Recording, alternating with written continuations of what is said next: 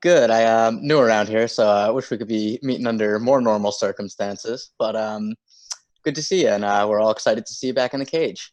Oh, well, thank you. I'm happy to be here. Absolutely. So, do you feel like it's been almost 2 years since your last fight? Do you feel like the layoff and the recovery from surgery has impacted your preparation? No, I mean, I feel fresh. Like I feel new and fresh and like remotivated and uh got to change, got to move up a weight class. I don't know, like I got to regroup on it. So I'm pumped. I feel healthy. I got all the coaches figured out. I got situations figured out. Like it's been easy and hard in all the right ways. So I'm happy. No, glad to hear that. So, after opening as a minus 170 favorite. I don't know what that means.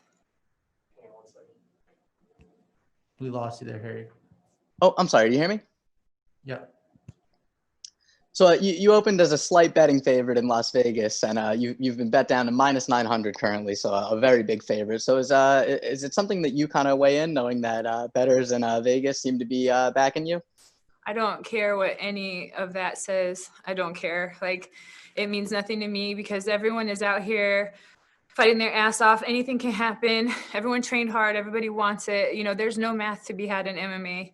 It's got a little bit of luck, a lot of work ethic, and a lot of grind, drive, motivation. Those factors are all different. So I don't take any second of this lightly. I have not taken one day thinking that I'm a favorite. It doesn't matter that way. That's not how I work. Kevin? Hey, Kat. One of the big questions is, with the coming into Bellator, are you trying to make a big impact? And what can you say about your previous chapter in the UFC?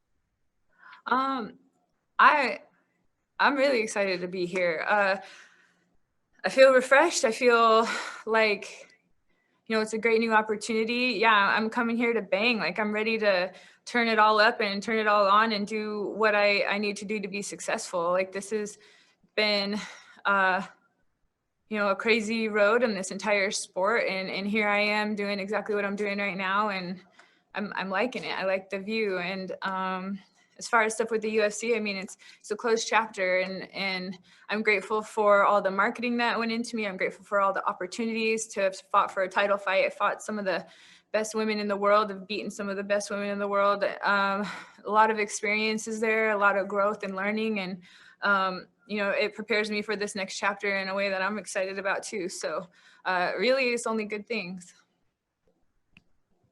Damon?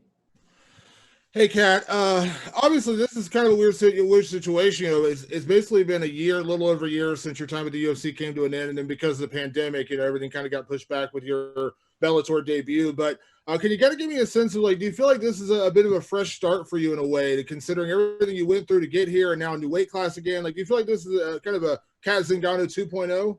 Yeah, yeah. I mean, it's definitely come into my life at the time and in the way that I've needed to, and you know it's a great new chapter. It's something I'm very excited about. It's something I'm very motivated by. Training has been going so smoothly. Like it's just, I don't know, it's a whole new regroup, a whole new fresh start, and I feel every way that I need to feel in order to come out and be successful. When you left the UFC last year, you had said it was almost basically a mutual parting of the ways in a way, depending on how they were looking at how you were looking at it. Obviously, this is your first fight for Bellator, but how has the experience been with Bellator in terms of the organization, the way they treated you, conversations with Scott Coker, things like that? How has your time at Bellator been so far? It's been so mellow and supportive, and I mean, I got it's just so much support, and they just want to treat you so good. They want you to enjoy your experience. Those were the things that I truly loved about the sports in martial arts when I first came up, was just like people just wanting you to do good and doing the things that need to be done in order for you to compete at your most optimal way. And I I don't know, I'm experiencing this like stress-free, very comfortable week this week. Even with training camp, even with figuring out opponents, even with signing and showing up to different events, like there was a whole new energy to it that just made me feel very like healthy, and like I got a bigger, better say in what everything needs to look like. And you know, it, it was a very good decision to part the way that we needed to part. I have no ill relationship with the UFC, but the conversations and the way that they were going at the time of the split was, you know, they went a way that they went, that it just made sense to have me see what else I wanted to go do. And after shopping around, so like, you know, to be intelligent about what I wanted to do next, you know, Bellator was everything I could have asked for, and was very authentic and straightforward with what this was going to look like. And so far it's been everything. So I'm happy to be here, and I'm happy to be, you know, taking my career in this direction right now and feeling the ways I'm feeling, and like being able to focus and train and handle it the way that I've kind of always wanted to. So it's really nice. And how has the move to featherweight been? I mean, obviously, I know your last fight was at featherweight, but I think at that point you were a bantamweight going up to featherweight. Now it feels like you are a true featherweight. Have you made that change? Do you feel like a true featherweight now? Yeah, I mean, I've always been, I used to fight at 125 and I was gigantic. I'm pretty sure I almost died a couple of times making weight. So it made it a little natural for me to go up to 35. And, you know, as we get older and our bodies get denser and we just keep using those muscles, like it's harder to cut weight over and over again. And I think with the longevity of the sport and what I love about it and what I want to do here, it made more sense to go up, because I was still a really, really big bantamweight too. So, you know, I'd walk around healthy, eating right, lifting in between camps at like 165 pounds, sometimes up to 170. And at a certain point, you know, that got tricky on my body to get down to 135. And like, I did it every single time. I've never not made weight in my life, but it kind of made sense, especially for what I want to do and how long I want to continue to do it, for me to go up and just, you know, work on what it takes to be a very strong and good featherweight versus, you know, depleting myself and suffer so much to get down to 135. So, yeah, I mean, I still walk around big as I always have, but, you know, it's less impact and stress on my body to have to hit that trampoline of like what your weight does every single time, what your endocrine system does every single time that you have to cut so big and so hard, and then, you know, bounce back, but also stay ready all in between while your body's in this like crazy, I don't know what to do mode. So, you know, it's cool to be healthy, and it's cool to have just these strong practices and these strong lifting sessions, and you know, being able to weigh in 10 pounds heavier, even though I still have a pretty decent cut.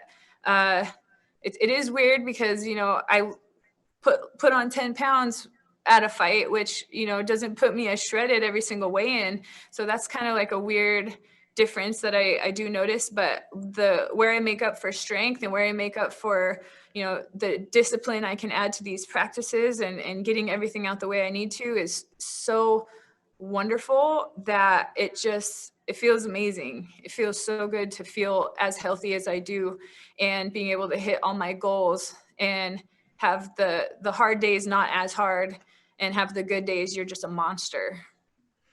And my last question, Kat, of course, I don't want to look past your opponent on Friday. You want to make a big statement. You want to make a big debut, but I don't think anyone would be shocked to believe that, you know, a win here puts you right into title contention. How much, you know, in terms of timing, I mean, are you looking at this as a fight to win and then move on to immediately look at Chris Cyborg, or where? Because I think everyone's kind of thinking, you know, you and Chris Cyborg is a fight we eventually want to see or will see. Yeah, I mean, I think signing all of us with Bellator, the goal and the intent is to set it up for everybody to go against each other in these fascinating ways, of course, ending up being the belt and title contentions. That obviously is a big point. You know, it makes sense. But for me personally, like, everything is about that fight Friday night. Everything is about doing well there, getting past the one fight, getting past the one person, getting past every single punch, every single kick, and living second by second. Like I can't look at what's forward or ahead of me because none of that is happening right now, nothing. And I can't look at the past because none of that's happening either. What's happening is here right now, making weight, touching gloves with my opponent, getting in there and trying to get my win that I came for. And that's all that matters. That's all that I can focus on right now. Everything else will happen in the time that it's supposed to. Steve? All right, Kat, thank you for the time today. And Sure. I'm wondering, with the featherweight division in Bellator, it's always been robust and filled with a lot of talent, whereas it seemed like in UFC, they were building it largely around Chris Cyborg and bringing in the fighter of the week to face her. So was that part of your decision-making going to Bellator, knowing that you could not only move up to featherweight, but there would be a full range of fighters for you to fight?